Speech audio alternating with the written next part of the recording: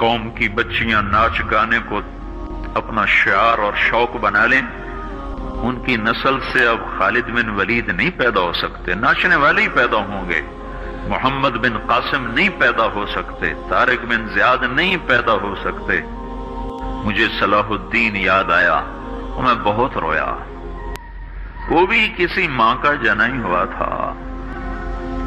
اس کے زمانے میں کرک، ایک ہمارے پاکستان میں کرک ہے، ایک اردن میں کرک ہے، اونچی پہاڑی پر وہ شہر ہے، بڑا دشوار قلعہ ہے۔ اس پر ایک حکمران تھا عیسائی، اس کا نام تھا ریجنالڈ۔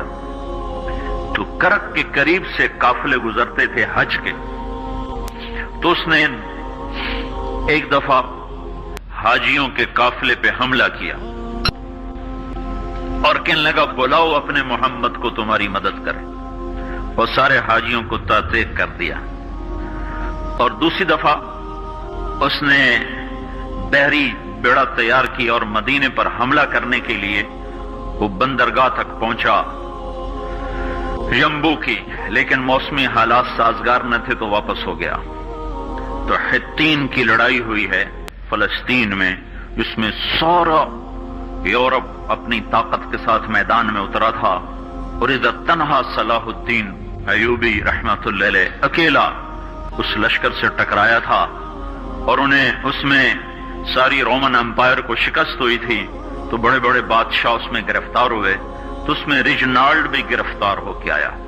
تو کوئی 12 بادشاہ تھے ریاستوں کے جو سامنے اس کے پیش کیے گئے، تو پیاس کی شدت سے سب کا برا حال تھا، تو صلاح الدین نے سب کو پانی پیش کیا، ریجنالڈ کو نہیں پیش کیا۔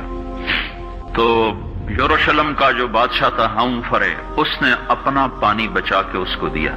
تو صلاح الدین نے کہا یہ پانی تو دے رہا ہے، میں نہیں دے رہا ہوں۔ اسلام میں یہ ہے جب کسی کو پانی پلا دو تو اس پہ تم ہاتھ نہیں اٹھا سکتے، یہ امن کی نشانی ہے۔ تو صلاح الدین نے فوراً اسے کہا یہ پانی تو نے دیا، میں نے نہیں دیا۔ تو پھر انہوں نے ریجنالڈ کو اسلام کی دعوت دی کہ تو مسلمان ہو جا، میں تجھے دعوت دیتا ہوں۔ اس نے انکار کر دیا، کہا میں نہیں ہوتا۔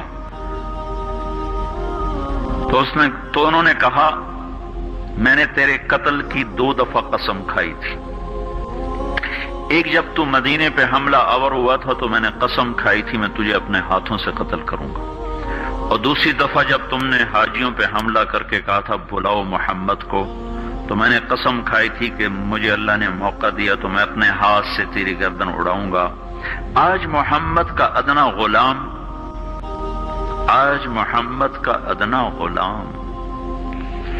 تیری اس بات پر یہ فریضہ ادا کرنے کے لیے آ رہا ہے، اور اپنی تلوار سے اس کی گردن اڑائی، وہ پیچھے لٹک گئی، پوری نہیں اڑی، پیچھے لٹک گئی، خوفناک منظر بن گیا۔ تو سارے بادشاہوں پہ کپ کپی طاری ہو گئی۔ تو صلاح الدین فرمانے لگے ہمارے مذہب میں یہ نہیں ہے، بادشاہوں کے ساتھ ہم بادشاہوں جیسا ہی سلوک کرتے ہیں، پر یہ حدود سے آگے چلا گیا تھا۔ اب مجھے یہ قصہ بھولا ہوا تھا، مجھے انہی حادثوں میں، انہی ہنگاموں میں وہ یاد آیا، تو بعد تنہائیوں میں بیٹھ کے بے بسی کے آنسو بہہ جاتے ہیں، اور اس کے سوا کوئی چارہ نہیں ہے۔ ہماری ساری نسل موسیقی میں ڈوب چکی ہے، جو بدن سرتال پہ تھرکتے ہوں، جو بدن موسیقی کے اوپر ہلتے ہوں، رقص میں آتے ہوں، ان پہ کانٹے ہی اگیں گے، ان پہ صلاح الدین کا پھول نہیں اگ سکتا، ان میں محمد بن قاسم کے پھول نہیں اگ سکتے۔ بانجھ ہو گئی ہے ہماری نسل، اور یہ یورپ کا سحر ہے جو چل گیا ہے، ہماری بے بسی ہے، ہماری بے بسی ہے۔ میں تو بس منت ہی کروں گا اپنے آپ کو پہچانو، اپنی ہستی حیثیت کو پہچانو، اپنی نسبت بدلو۔ تمہاری نسبت یورپ کے ساتھ ہو کے اگر موت آئی بے قیمت ہو جائیں گے، اگر مدینے والے کی نسبت مل گئی تو حضرت فاطمہ کے دائیں بائیں تمہیں بھی کھڑا کر دیا جائے گا، حضرت خدیجہ کے دائیں بائیں تمہیں بھی کھڑا کر دیا جائے گا۔ یہ چند دن ہیں، صبر کر لو، گھٹ گھٹ کے مر جانا ہی بیٹیوں کی روایت ہے۔ مشرق کی بیٹی، اس نے گھٹ گھٹ کے مرنا ہی سیکھا ہے۔